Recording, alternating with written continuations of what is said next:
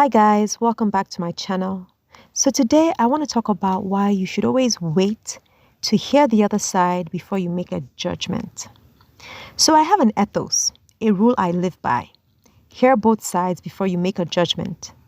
I decided to follow this ethos because I had seen enough situations where one side came out with allegations against one party and their case looked believable, only for the accused party to bring their side of the story, and it turned out the initial accuser was a liar. One such case that comes to mind is that of a Nigerian influencer whose husband one day came onto social media to say that his wife was abusive and a cheater.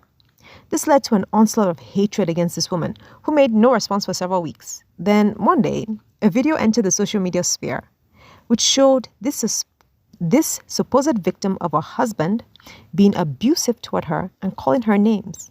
Soon, the gaping cracks in his lies broke open, and it eventually came out that he had been cheating on his wife and was verbally and physically abusive towards her to the extent that she miscarried.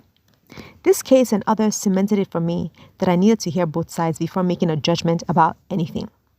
But recently, I have come across two situations where allegations were made. One of them was even on the news, that one party did something bad. Now, because something is on the news in such a big way, there were pictures, videos, family members crying, I automatically assumed it was true. Also, the accused side has been demonized for years, so it was easy to believe any accusation against them without proof. In the other situation, I decided to stick to my ethos of waiting to hear both sides before I even watched the allegations. However, I began to listen to people online discussing the allegations that were made.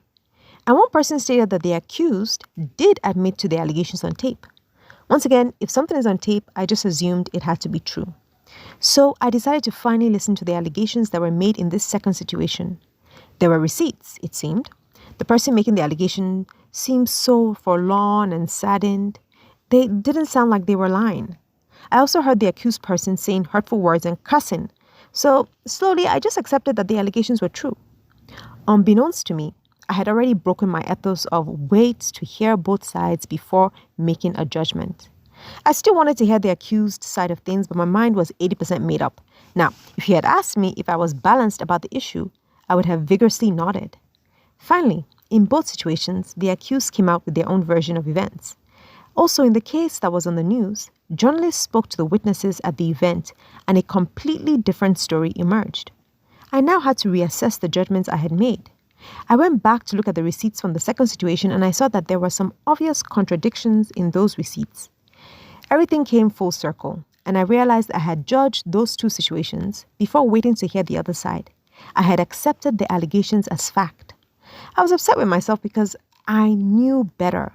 My ethos of hearing both sides before making a judgment was a check and balance that I put in place to protect myself from being duped and making wrong judgments.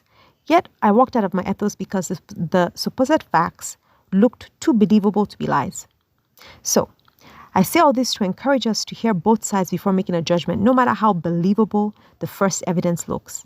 The first allegations may still be true or somewhat true, but one cannot say that until you hear the other side.